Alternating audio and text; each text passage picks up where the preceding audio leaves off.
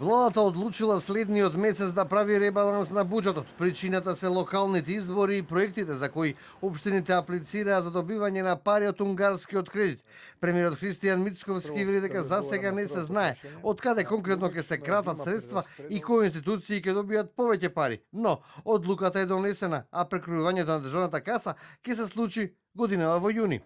Логично е да има прераспределба во месецот кој што следи, поради импликацијата врз буџетските средства како резултат на проектите кои што ги поднесоа општините за финансирање од овој втор повик. Сепак се 15 милиарди денари.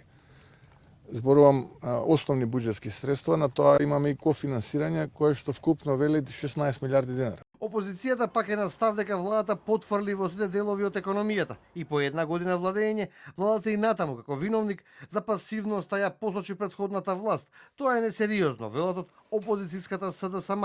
Во однос на капиталните инвестиции од СДСМ велат дека резултатот е поразителен. Реализацијата на капиталните инвестиции на локално ниво има поразителен резултат од 3%, што ја покажува неспособноста на власта. ВМРО ДПМН имаше изјави дека секоја година од унгарскиот кредит во општините ќе одат 250 милиони евра. Од 2024 година се дадени 80, сега даваат 90 милиони евра. Значи 2024 и 2025 година нема да стаса до 250 милиони евра.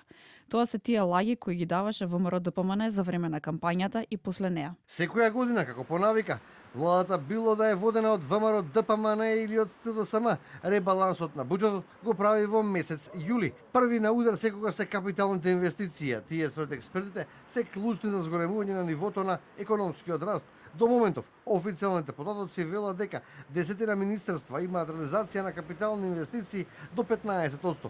За годинава се проектирани 768 милиони евра од буџетот токму за капитални инвестиции, а досега се реализирани само 14%. Проблемот експертите го нотираат во преамбициозните проектирање на капиталните расходи, кои со ребалансите се кратат за речиси 1/3 и потоа на крајот на годината завршуваат со реализација од 80 до 90%.